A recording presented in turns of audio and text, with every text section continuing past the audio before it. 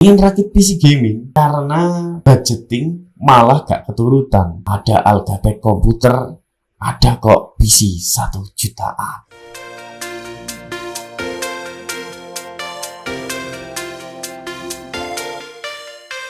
Halo guys, kembali lagi di channel Algatech. Kalian pasti udah lama tidak menemukan channel ini upload ya, karena memang sudah cukup lama vakumnya. Dan ini mencoba mengembalikan channelnya kembali.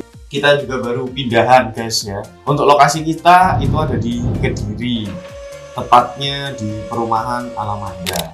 Untuk video kali ini itu kita mengeluarkan PC rakitan sekitar budget 1 jutaan. Nah ini yang ada di sebelah kiri aku ini, itu harganya tepatnya 1.400.000, hanya 1.400.000. Dan PC ini bisa digunakan cukup banyak ya. Jadi sudah kita gunakan untuk render, untuk main game. Yang belum itu sebetulnya live streaming sih, karena untuk live streaming itu kayaknya butuh budget yang di atasnya lagi. Meskipun PC ini PC yang sangat murah ya, hitungannya ini budget Kirby atau budget BPJS. Jadi PC ini meskipun sangat murah, tapi kita tidak melupakan tampilannya, karena kebetulan kita juga dapat casing yang bekas gaming. Tapi casing ini ya udah sangat membantu lah look gaming. Jadi udah kelihatan tampilannya seperti gaming. Di depan sudah ada RGB-nya. Kalau kita lihat dari komponennya itu apa aja. Pertama, prosesornya kita menggunakan Intel Core i5 2500 ya. Prosesornya memiliki 4 core dan 4 thread. Untuk kecepatannya itu maksimal turbonya sampai 3,3 GHz ya. Dan harganya itu sangat murah guys ya. Ini harganya itu di kisaran 175.000. Bayangkan sekarang 175.000 udah dapat Core i5 Gen 2. Kalau kalian mengikuti channel Algatech pasti tahu rakitan kisaran 4 jutaan itu menggunakan Core i5 2500 atau 3470. Nah itu di kisaran harganya dulu itu 500 ribuan. Sekarang udah turun jadi 100 ribuan ya, 175.000. Sekarang itu udah murah-murah banget kalau mau merakit PC. Dan kita lanjut ke motherboardnya. Di sini kita menggunakan baru dari Phenomer X H61 dan dia sudah support NVMe. Oke. Untuk harganya kisaran 290.000. Kalian nanti bisa menambahkan NVMe-nya sendiri karena di sini kita masih belum pakai NVMe. Dan untuk RAM-nya di sini kita hanya menggunakan 2x4 GB. Sayangnya hanya 2x4 GB. Ya lagi-lagi untuk memangkas budget. Ini 8 GB atau 2x4 GB ini harganya cuma 50.000 aja.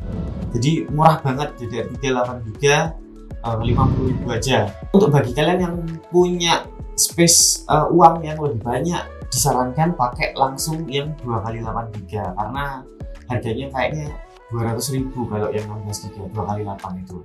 Nah untuk storage-nya kita menggunakan dari Adata SU650 240 GB. Jadi ini masih SATA ya SSD-nya. Kalian juga kalau ada space budget lebih bisa langsung menggunakan NVMe. Jadi pilihan tergantung kalian. Di sini kita merekomendasikan semurah mungkin, seoptimal mungkin. Untuk harganya SSD tadi itu di kisaran 200 ribuan, tepatnya 240.000 sepertinya.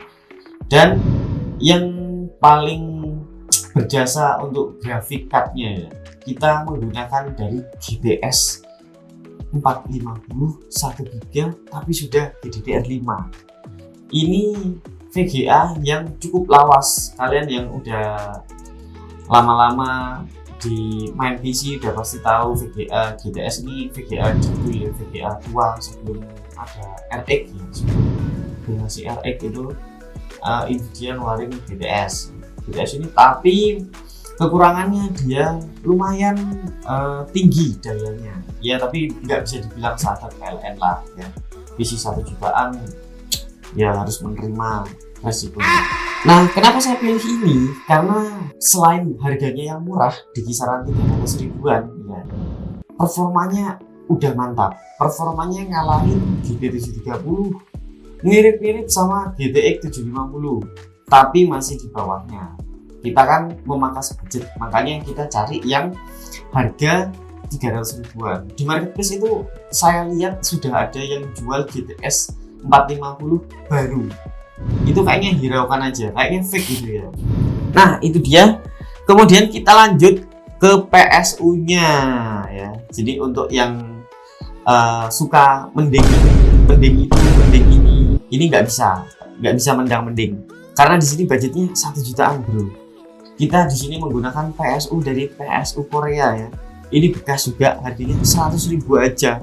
Jadi udah kuat nih buat mensuplai semua ya. Ini made in Korea. Ini banyak sekali di marketplace yang jual PSU Korea, itu lumayan lah daripada PSU casing ya, bawaan casing. Nah ini 500 watt, tapi jangan berharap yang terlalu tinggi untuk dayanya ya. Jadi misalkan kalian bikin PC yang 4 jutaan, jangan pakai PSU seperti ini, pakai yang baru, pakai yang merek yang jelas. Fan casing, di sini kita pakai power up, harganya 40.000 untuk mempercantik tampilan dan juga untuk pembuangan anginnya. Oke, karena di sini hanya ada satu tok kipasnya. Ini harganya 30.000 atau 40.000 gitu. Terus yang terakhir komponennya ada casing. Jadi kita juga dapatnya bekas casingnya dari DA, lumayan lah, ada bar RGB-nya gitu ya untuk mempercantik tampilan. Ini harganya juga sama 100.000, jadi 200.000 udah dapat PSU sama casing ya. Nah itu aja untuk komponennya, dan totalnya itu kisaran 1.400.000. Ini dia rinciannya.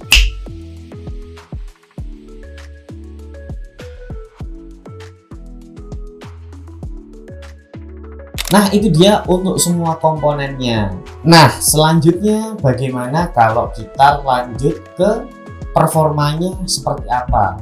Kita pertama tes dulu kemampuan CPU nya. Kita gunakan Sensebank R15 untuk menguji kemampuan si prosesornya. Nah untuk tampilannya seperti ini. Dan kita coba untuk renderingnya, kita coba pakai Capcut dan Adobe Premiere ya.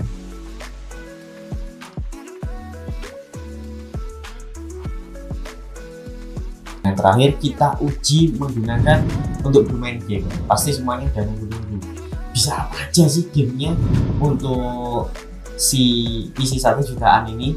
Yang pertama kita coba tes game GTA 5 offline. Di sini menggunakan settingan 900p dengan kualitasnya medium ya, atau tengah-tengah. Itu didapatkan FPS 40 sampai 60 FPS.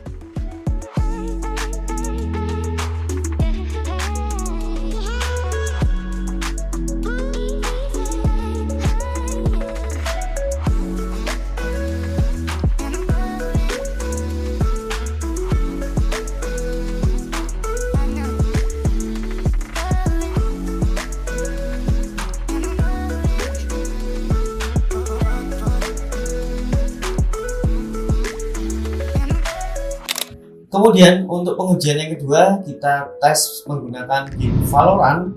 Di sini kita tes dengan resolusi 1080p ya. Udah full HD, jadi aman untuk yang monitornya udah support full HD. Tapi di sini karena kita mementingkan FPS, untuk settingannya kita setting very low dan didapatkan FPS itu kisaran 150, kurang lebih 150 FPS.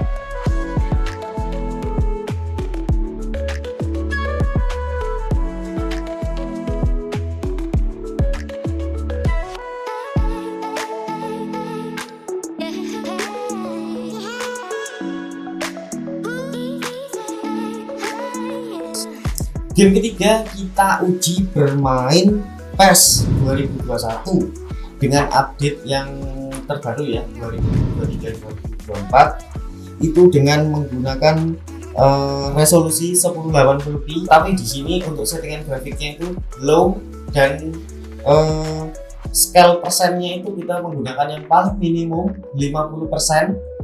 Itu didapatkan FPS 40 sampai 60 FPS.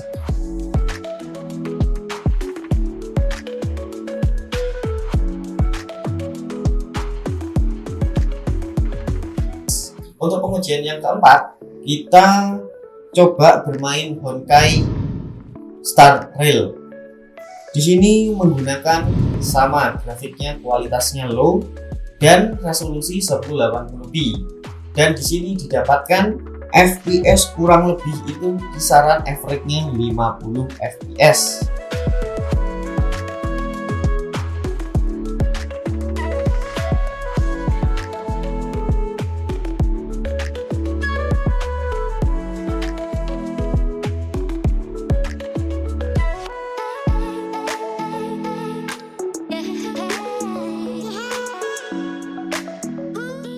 Lanjut, kita pengujian kelima ada Free Fire.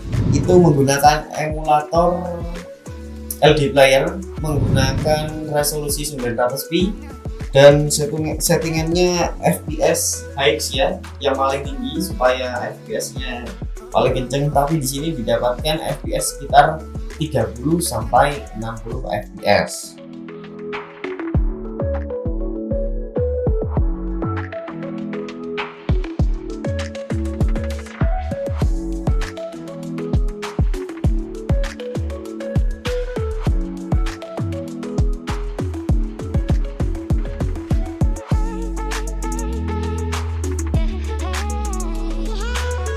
Dan yang terakhir kita tes coba di Genshin Impact dengan settingan yang pastinya sangat low, very low. Dan ini dia hasilnya.